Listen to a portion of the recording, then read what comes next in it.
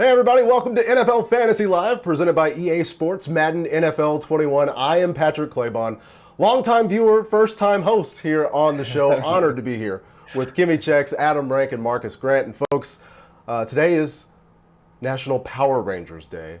So Kimmy, I'll start with you. Pick a Power Ranger.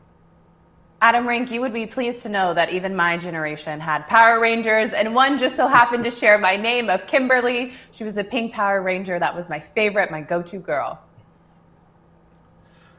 Marcus? I would say it'd be the white Power Ranger, although I had a friend who said he only knew the show as sort of a teen drama because he would only see the first 5 minutes before having to leave for school, and so never actually saw them fight any Rita Repulsa monsters.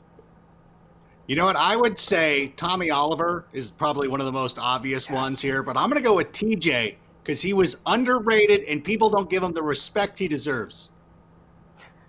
Well, and you were right about Tommy being the premier option, and Marcus did have that selection with white. Green would have been a correct answer. That's the only answer. Tommy is the Power Ranger, the first one off the board. Folks, you can sign up for your own league today at NFL.com/fantasy. It's free. It takes just minutes to set up, and you could win some amazing prizes. We're here to help you prep for draft day this half hour, starting with this. Guys, who is the player that you just have to draft this year? You got to have him on your team, even if it just means reaching a little bit or far, Kimmy. You know, for me, it's going to be one of the top two tight ends in fantasy football this season. It's going to be Travis Kelce or George Kittle. Now, we all know that these are elite players and elite fantasy players as well. Now, they've each had over 1,000 receiving yards. They're the top three fantasy tight ends. Kittle's leading all tight ends in receptions per game, as well as targets and receiving yards for the 49ers. Now, this could kind of be an obvious choice, but for me, last season, I was just points away from winning my fantasy season, but I did not have an elite tight end. What I did instead was take a flyer and get some tight ends on the waiver wire. So for me, I'm going to reach for these guys. I may even reach as early as the beginning of the second round, but I need a guaranteed week-to-week winner, and it's going to be one of these two guys. Reaching for George Kittle makes a ton of sense, but the guy I'm looking at is Robert Woods. I mean, I have been big on Bobby Trees all offseason long. He is a key part of an up-tempo offense that's going to have a high passing volume this year, had a larger target share than Cooper Kupp last season, and I do expect some positive touchdown regression. After having just 2 last season, I expect that number to go up. This is a guy who was top 15 last season. I think he could creep into the top 12 by the end of this year. One of the players I'm looking at later in drafts is Cam Newton. I feel like I have him now on every team that I draft, and I really do believe that people are overlooking him because of how poorly he played in 2019 or how limited he was. But it wasn't that long ago that he was the face of the NFL. 2015, he was the MVP. You can go back to as recently as 2018. In the 14 games that he played, he was the QB5. Now he's got a great situation in New England, and he, you know what? I don't mind having him as my quarterback heading into 2020. Yeah, and remember, injury. A big part of that season before he actually went out, he was still having a lot of statistical success. Looking over some other aspects of the fantasy world, our Mike Florio has rookie CeeDee Lamb as one of his must-draft players, but is the hype train out of control on CeeDee? He's getting a lot of love from folks down there in Frisco and in Texas, and it's time for rookies to raise your game. Presented by EA Sports, Madden NFL 21. We're looking at the rookies who are getting overdrafted so far this season. So Kimmy, who stands out to you? So I can like CeeDee Lamb as a player, but not quite like his outlook for fantasy this upcoming season. Now, no Dallas Cowboy rookie has finished as a top 36 wide receiver in over 30 seasons. Now, why could this be the case this season? Because Dak has other targets. He has guys like Amari Cooper and Michael Gallup, and Mike McCarthy just went on record to say that Ezekiel Elliott is the best running back that he has ever worked with.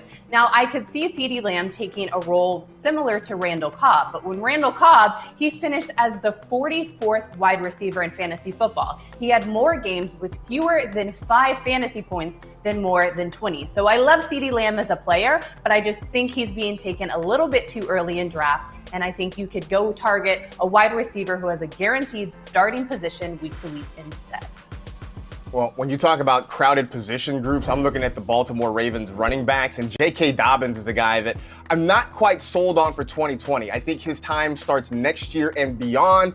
Right now, though, he's being drafted as an RB3 in a lot of leagues. And let's keep in mind, Mark Ingram is still the starter there in Baltimore. And last year, as much as I love Mark Ingram, he was kind of a fringe RB1, and it took him 15 touchdowns to do it. When you're looking at running backs in the same spot that Dobbins is being drafted, I like Jordan Howard, Phillip Lindsay, even Tevin Coleman, I think, have some more upside than Dobbins does right now. The rookie I am going to be avoiding is Michael Pittman Jr. with the Indianapolis Colts. And it's for the obvious. Listen, USC receivers, am I right? Listen, I know. Listen, you can read the graphic there. That is retired. The USC receiver thing is retired. Juju's great. Bobby Trees, you were talking about earlier, is great. And Pittman will be great. But the one reason I'm avoiding him is because I really love Paris Campbell this season. Last year, as a rookie, everybody was lauding Paris Campbell, that he was going to be the next big thing. Obviously, it did not work out. But this year with Phillip Rivers, I would really recommend you draft Paris Campbell in that spot where you're looking at Michael Pittman. And it's important for us to note, right, the USC wide receivers thing, or insert college here, insert position here thing, should be buried regardless of if Juju or if Bobby Trees were successful. It doesn't make any sense, and we're glad that we can finally kill that, hopefully. Folks, it's time for makeup or breakup time. Today, we're taking a trip back in time to 1 year ago. What a time it was, everybody. There was no pandemic. There was no murder hornets. The Browns were going to the Super Bowl. Sadly, some of our favorite fantasy picks did not pan out. Drew Brees was the 6th quarterback taken on average last year. He finished outside of the top 20. Are you making up or breaking up with Drew Brees? I'm making up with Drew Brees because it's Drew Brees. In the last 11 out of 14 seasons, he has finished as a top 6 fantasy quarterback. And even after missing a few games last season with the thumb injury, Brees was the QB number 7 with points per game with a little over 20. Now, if you look at the Saints offense, they've always been loaded, but they have some new additions. They have Emmanuel Sanders and now a fully healthy Alvin Kamara. I think as we see Drew Brees' career end in football, we're going to see his uptick in fantasy. And I think he's going to go out, throw some dimes. He still has that arm and has the strength to throw some balls. So I'm all in. I'm making up with him, and he can send me some roses just to butter me up before the season. So congratulations, Drew Brees. Marcus, looking at David Njoku, who's going to the top 10 last year. 85. What are we doing? Yeah, we're breaking up with David Njoku. You know, David, it's not so much you, it's your friends. I mean, look, you guys have added Austin Hooper to your friend group, and he's going to want a whole lot more attention. On top of it, I don't know that Baker Mayfield has enough to spread around to everybody. I mean, he was 40th among quarterbacks in passes to tight ends per game last season, which is sort of amazing when you figure there are only 32 starters across the NFL. There just isn't going to be enough love for David Njoku to be productive, so we're going to have to call it quits. All right, Marcus, what about James Conner? Oh, I'm making up with him. I got you. I knew who you were talking to. Listen, I'm making up with all the Steelers' offensive weapons. I'm willing to look at last year much in the same way I look at the 4th season of Community. We'll just pretend it never happened, and it's fine. So this year, James Conner will welcome you back with open arms. Juju Smith-Schuster, please come join us. Ben, you might have to wait outside. But listen, the other guys, I'm here for, and I think that James Conner is going to have a big season. Okay, Kimmy, let's look over at Odell Beckham Jr. making up or breaking up. I'm over with Odell Beckham Jr. We are done, and there is no making up in sight. Now, earlier I talked about George Kittle and Travis Kelce and why I'd want to take them, and that's because last season I took Odell Beckham Jr. in the first round, and he did absolutely nothing for me. His average draft position last season was 5th, and he finished 25th. Now, there was only 1 week last season where he finished within the top 10 as a wide receiver. I just don't have the faith in him. He broke my heart once, and once you do that, no matter if you're a fantasy football player or a boyfriend, it's done. Marcus, Brandon Cooks was going in the top 20. He's traded again. What are we doing? Yeah, you know what? I'm cool with Brandon Cooks. We're gonna make up. I think it's gonna be fine. I look at last year as sort of an anomaly. Before that, 4 straight seasons with more than 110 targets and with more than 1,000 yards. He gets a quarterback upgrade going from Jared Goff to Deshaun Watson. Both he and Will Fuller, where they're being drafted in the middle rounds, I like their upside for what is a minimal draft risk. So I'm totally on board with Brandon Cooks this year. And Rank, it started out great with Evan Ingram, but things kind of soured. How was your relationship? No, it's good. Right? Evan Ingram and I were back together. It's kind of like when you had a friend in college only because they had a card. Like, that's how I feel about Evan Ingram, because I love his quarterback situation. And I love the fact that Jason Garrett is the offensive coordinator for the Giants.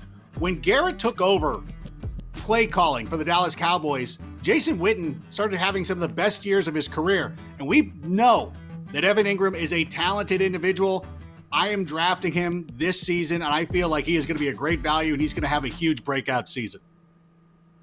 And that's what it's all about. We leaned towards making up here, and that's what we do here. We heal relationships on NFL Fantasy Lab. We got plenty more to come on the show. If this half hour wasn't enough to scratch your fantasy itch, which you should get that checked if it's that bad. It is time for Breaking the Ranks, as our guy, Adam Rank, explains which fantasy players are underrated and which are getting a little too much hype going into the season. And Rank, I, for one, am shocked.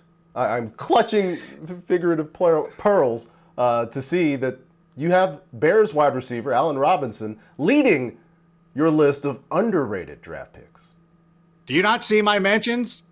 Do you not check out what's happening? Every time I post a mock draft Monday, and I'll always have Allen Robinson there, and I will invariably get hammered by people thinking this is a homer pick. Why are you picking him? Don't you know who his quarterback is? Yeah, have you not seen his quarterbacks for the entirety of his career? And yet, he is still one of the best receivers in fantasy football. He's been a top 8 fantasy receiver in 2 of 3 seasons where he's played a full year. Oh, that's obvious. But he's also led the team in targets, receptions. He's their goal line guy. Unless you think Jimmy Graham's coming in and usurping all of those goal line looks, Allen Robinson should be going in the very early 3rd round.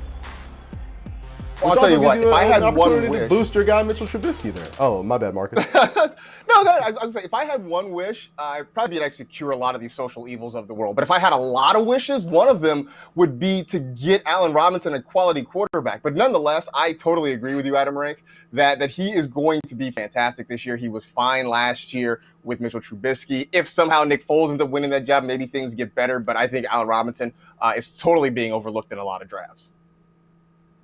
So, Rank, let's keep this going. Give us another underrated guy. Well, I'm going to go with Leonard Fournette because I think that most people are just kind of dismissing him. But when you get into the position to draft him, he's in there with Le'Veon Bell and some of these other guys that aren't appetizing. And I like the situation. I really do. I like Leonard Fournette. I think that he's got great ability. I know that he's probably not going to catch 75 passes and duplicate what he did as a receiver last year. But if he can fall into the end zone more than 3 times this year, I think he's going to be pretty good. Well, you seem to like him a whole lot more than the Jaguars do, which is sort of why I've stayed away from him in a lot of drafts this year. You add Chris Thompson, Laviska Shenault, so that does sort of eat into his targets. Maybe he does score more than 3 touchdowns, but his touchdown upside has been capped severely since that big rookie year he had. Okay, and perhaps with Tom Coughlin not being one of those people who didn't like him the most, maybe there's a more positive atmosphere for Leonard Fournette here in 2020. Let's switch over to the overrated side. You've got a young running back that you think people are drafting too early, Rank. Yeah, it kind of surprises me that Devin Singletary is coming off the board before Zach Moss in a lot of these fantasy drafts. And I know people are looking back to what happened last year with Singletary, and he was pretty good. And I know they will look at his average yards per carry, and over 5. You're like, oh my gosh, how great is he? It's like, but you have to realize he was never facing 8-man fronts, and that kind of inflated his numbers a little bit. And if you don't want to take my word for it, take the word of the Buffalo Bills, who went out there and used a 3rd-round pick on Zach Moss. When a team tells you they want another running back to get the job, believe them. Yeah, I mean, we saw it last year when they put Frank Gore in Devin Singletary's path. This year, it's Zach Moss On top of it, there have been reports of fumbling issues for Singletary at Bills practice. I think Zach Moss has become a training camp hype bunny, and I'm totally with you that I'm taking a pass on Devin Singletary just because I don't see enough upside there. All right, let's get the pitchforks out, Rank. Give me another overrated. I think the segment's over. No, I'm kidding. I'm going to say Amari Cooper. I think Amari Cooper falls in a range where there are other receivers I would rather have. Marcus talked about Robert Woods at the top of the show. I'd rather have Bobby Woods than Amari Cooper. And listen, don't get mad at me, Cowboys fans. He was great last year. He was fine. But the last half of the season, he really fell off. The production wasn't that. You saw it. Don't get mad at me. So this is a situation, and I don't think that the CeeDee Lamb thing is quite like the Zach Moss thing in Buffalo. But I do think that there's going to be a lot of targets to have to be spread around, so I'm avoiding Amari Cooper.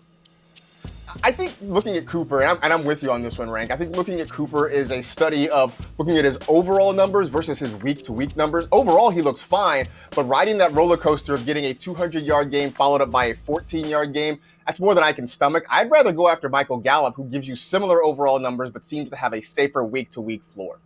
Kimmy Check's back with us as we're sorting out some crowded backfields. Let's focus, Kimmy, on that Denver Broncos backfield.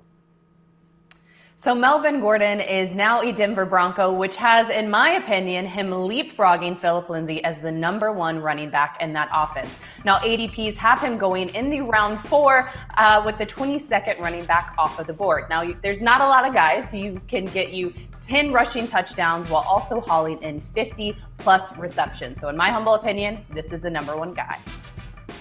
I do think Melvin Gordon's going to be the lead back there in Denver, but I'm still not completely out on Phillip Lindsay, especially at his draft price. This is a guy with back-to-back 1,000-yard seasons, still incredibly talented. I think he's going to get some opportunity, and where he's going in drafts, I like adding him to my roster as a depth running back option.